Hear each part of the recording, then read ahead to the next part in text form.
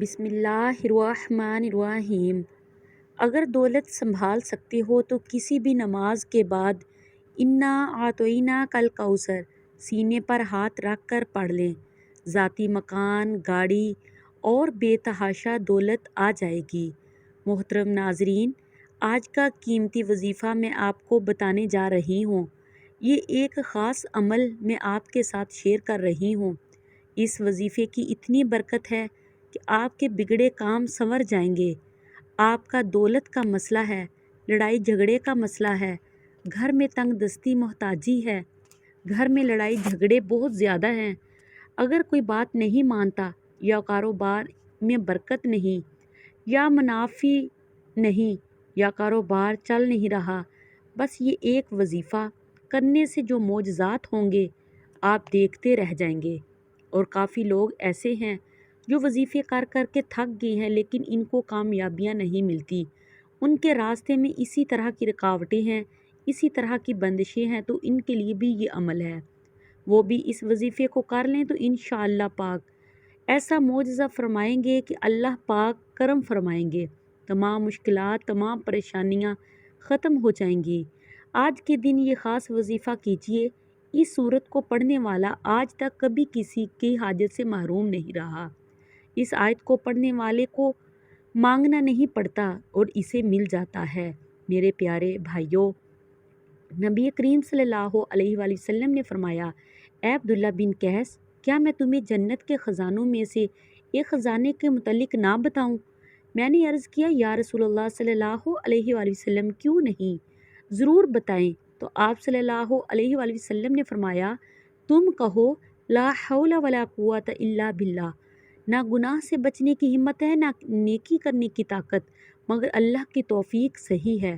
بخاری اور مسلم کی ایک روایت میں ہے کہ میرے بھائیوں، آج کا یہ جو وظیفہ ہے اس کو کتنی تعداد میں پڑھنا ہے، کس وقت پڑھنا ہے، اور اس وظیفے پڑھنے سے کیا کیا فائدے آپ کو ملیں گے، آج کی اس خاص ویڈیو میں ہم آپ کو اس کے متعلق سب کچھ بتائیں گے۔ حدیث پاک صلی اللہ علیہ وآلہ وسلم کا ارشاد ہے، اے لوگو، اتنی عبادت کرو جو قابل برداشت ہو، کیونکہ اللہ ثواب دینے سے نہیں رک سکتا یہاں تک کہ تم خوف عبادت کرنے سے اکتا جاؤ گے۔ اب آپ نے اس سورت کو کیسے پڑھنا ہے، کس ترتیب سے پڑھنا ہے، یہ اب طریقہ کار جان لیجئے۔ محترم ناظرین، جب تک آپ کو یہ طریقہ کار نہیں پتہ ہوگا پھر عمل اثر بھی نہیں کرتے، کچھ خاص احتیاط ہوتی ہیں، تو اب اس کا طریقہ کار جان لیجئے۔ احتیاط میں سب سے پہلے آپ کو یہ بتاؤں گی کہ وقت آپ نے اس عمل کو کب کرنا ہے۔ دیکھیے، آپ فجر، ظہر، عصر، مغرب، عشاء، تہجد کسی بھی نماز کے بعد کر سکتے ہو، اس میں کوئی پابندی نہیں ہے۔ جب بھی آپ کو وقت ملتا ہے آپ اس وظیفے کو کر سکتے ہو، اس میں کوئی پابندی نہیں ہے، کوئی بھی مرد کر سکتا ہے، کوئی بھی عورت کر سکتی ہے۔ اکثر کچھ مردوں کو بھی مشکلات کا سامنا ہوتا ہے کیونکہ مرد بیچارے اپنی بیوی بچوں کے لیے، اپنا گھر پالنے کے لیے باہر محنت مشقت کرتے ہیں۔ اسی طرح کچھ عورتوں کو بھی بہت سے مسائل ہوتے ہیں، وہ بھی اس عمل کو کر سکتی ہیں، اور لازمی کریں تاکہ آپ کی زندگیوں میں آسانیاں آئیں۔ جو بھی آپ کا مسئلہ ہے بس آپ نیت رکھ کر یہ پڑھو گے، یہ عمل کرو گے تو آپ کے مسائل حل ہو جائیں گے انشاءاللہ۔ اس وظیفے کی برکت سے اللہ پاک کی خصوصی رحمت ہوگی۔ عورتیں اس کو خاص ایام میں بھی کر سکتی ہیں، اس میں کوئی پابندی نہیں ہے۔ اگر پہلے آپ کو کوئی عمل کرتے ہیں، کوئی وظیفہ آپ کر رہے ہیں یا کوئی تسبیح کرتے ہیں، اس کے فوراً بعد بھی اس عمل کو کیا جا سکتا ہے، اس میں کوئی پابندی نہیں ہے۔ وقت کو مد نظر رکھ کے اس وظیفے کی طرف چلتے ہیں۔ اعوذ باللہ من الشیطان الرجیم، بسم اللہ الرحمن الرحیم۔ یہ وظیفے کا حصہ ہے، آپ نے لازمی پڑھنا ہے۔ اس کے بعد آپ درود شریف پڑھیں، ایک بار میرے ساتھ بھی پڑھیے، اللہم صلی علی محمد وعلی آل محمد کما صلیت علی ابراہیم وعلی آل ابراہیم انک حمید مجید، اللہم بارک علی محمد وعلی آل محمد کما بارکت علی ابراہیم وعلی آل ابراہیم انک حمید مجید۔ یہ درود پاک آپ نے 7 بار پڑھنا ہے، آپ صلی اللہ علیہ وآلہ وسلم کی ذات پر۔ اور اگر کسی میرے بہن بھائی کو یہ درود پاک نہیں آتا، وہ اس وقت پڑھ سکتا ہے جو اس کو آتا ہے۔ اور اگر کوئی مرد جو جس کو کچھ بھی نہیں آتا وہ اتنا ہی صرف کہہ سکتا ہے صلی اللہ علیہ وآلہ وسلم۔ اس کے بعد آپ نے یہ صورت انا اعطیناک کل کوثر پڑھنی ہے۔ قرآن پاک کی صورت کوثر کے نام سے بھی ہم اسے جانتے ہیں۔ اس صورت کو آپ نے کب پڑھنی، کیسے پڑھنی، کتنی بار پڑھنی ہے، سب طریقہ بتاؤں گی انشاءاللہ۔ جب آپ اس وظیفے کو کریں گے یہ سب پریشانیاں آپ کے اوپر سے دور ہو جائیں گی۔ اللہ پاک اس صورت میں ہمیں یہ آگاہ بھی کر رہے ہیں کہ ہم غمگین اور اداس نہ ہوں، کیونکہ ہر مصیبت کے بعد آسانی ہوتی ہے۔ لہٰذا اگر کوئی اللہ تعالیٰ کے دین پر ایمان رکھتا ہے، اللہ تعالیٰ کے وعدوں پر کامل بھروسہ رکھتا ہے اور اللہ تعالیٰ کے کلام اور رسول صلی اللہ علیہ وآلہ وسلم کی باتوں پر مکمل یقین رکھتا ہے، تو وہ مصیبت کے بعد آسانی ضرور دیکھے گا اور اس کی زندگی میں تنگی کے بعد خوشحالی ضرور آئے گی۔